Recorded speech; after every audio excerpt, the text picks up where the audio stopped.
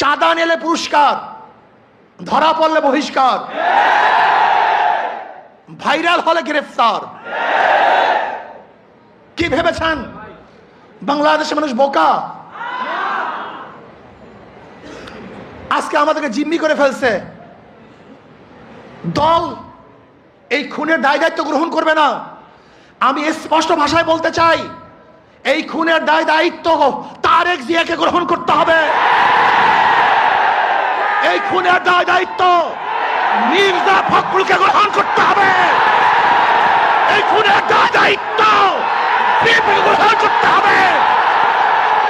এই খুনের দায় দায়িত্ব প্রত্যেক প্রশাসন গ্রহণ করতে হবে। ইসলামী যুব আন্দোলন বাংলাদেশ কর্তৃক আয়োজিত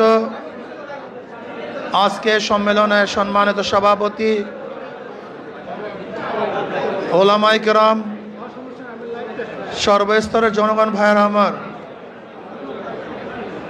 আজকে আমরা দুঃখিত, লজ্জিত, মর্মাহত।